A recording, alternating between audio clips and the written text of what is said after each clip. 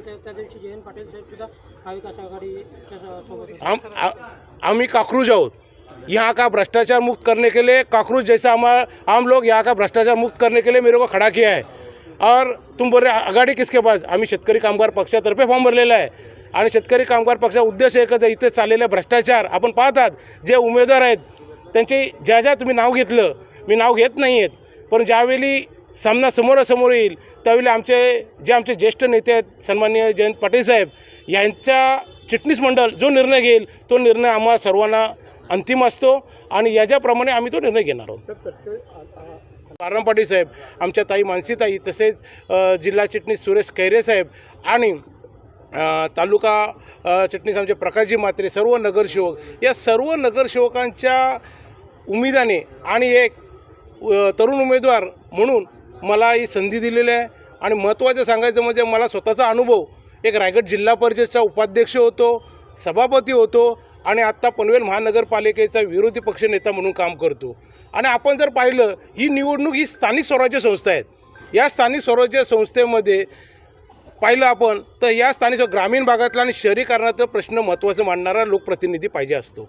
आणि या लोकप्रतिनिधीसाठी मी स्वतः दोन्ही मला अनुभव असल्या कारणाने लक्षात, जिल्हा परिषदेचा अनुभव असणार, ग्रामीण भागातला मला अनुभव आहे, शहरीकरणामध्ये नगरसेवक आणि विरोधी पक्षनेता आता पनवेल महानगरपालिकेचा असल्या कारणाने या दोन्ही याचा मला ज्ञात असल्यामुळे आज पक्षाने आणि आमच्या संघटनेने माझ्यावर विश्वास टाकून ही उमेदवारी दिलेली आहे। समोर अनिकेत तटकरे आहेत, अशा पद्धतीने आकड्यांचं गणित कसं बघतात?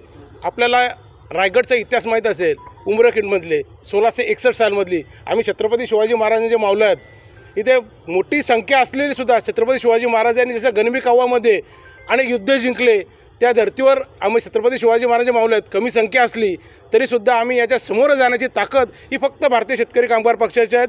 आज जर पाहिलं, जरी माझा फॉर्म भरलेला असला तरी माझ्या फॉर्ममध्ये नामनिर्देशन अर्जामध्ये काँग्रेसच्या सह्या आहेत, माझ्या याच्यामध्ये शिवसेनेच्या सुद्धा सह्या आहेत आणि शेतकरी कामगार पक्ष म्हणून त्यांच्यासुद्धा सह्या आहेत। याचा अर्थ असा आहे की शेतकरी कामगार पक्षावर विश्वास टाकणारे हे सर्व संघटना एकत्रित आलेले आहेत आणि भारतीय शेतकरी कामगार पक्षाने याच्यासाठी आम्हाला ही ताकद दिलेली आहे। आघाडी मात्र साहेब, उमेदवारी अर्ज भरला आहे रायगडमध्ये तटकरे विरुद्ध शेकाप हे राजकारण काय आज नवीन नाही, अशा परिस्थितीत तुम्ही उमेदवारी अर्ज भरला आहे, काय सांगाल? भारतीय शेतकरी कामगार पक्षाचा एक इतिहास आहे का भारतीय शेतकरी कामगार पक्षामध्ये आपण जर पाहिलं तर ज्यावेळी लोकसभेला कोणतीही पार्श्वभूमी नसताना 1994 साली इथे माजी मुख्यमंत्र्याला पाडण्याची कळा ही भारतीय शेतकरी कामगार पक्षाने केलेली होती।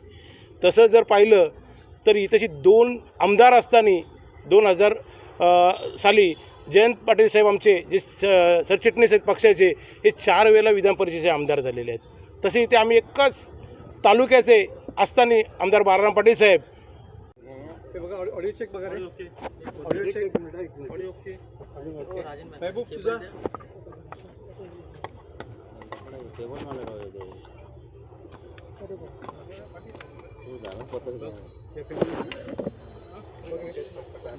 ठीक आहे, चला रोल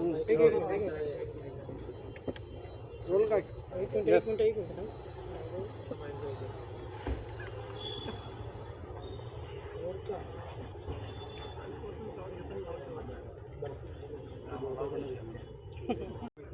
या तरतुदीचा परिणाम किंवा पाठिंबा आपल्याला शेकापला मिळू शकेल का? आणि याच अनुषंगानं ही गणिताची बेरीज म्हणताय ती निघू शकेल का? हे बघा, आता आमच्याकडे फक्त 45 नगरसेवक आणि जिल्हा परिषद सदस्य आणि सभापती म्हणून आमच्याकडे शेकाप पक्षाचे नगरसेवक आहेत। परंतु आमच्या पक्षाची ताकद तुम्हाला अगोदरच सांगितलं मी, काहीच अस्तित्व नसताना आम्ही ते खासदारांना पाडण्याचा यशस्वी झालो होतो, म्हणजे माझ्या मुख्यमंत्र्यांना पाडण्याचा यशस्वी झालो होतो। आमच्याकडं कोणतंही हे नसताना, मतदार नसताना सुद्धा आम्ही ते विधान परिषदेचे माननीय आमदार बाराम पाटील साहेबांना निवडून आणण्याचा प्रयत्न केला होतो। त्यात धरतो शेतकरी कामगार पक्षाने एखादा फॉर्म भरतोय, याचा अर्थ आपण समजून घ्या का सर्वांचं सहकार्य आम्हाला पूर्णतः मिळेल अशा अपेक्षा धरून आम्ही माझी उमेदवारी दिलेली आहे।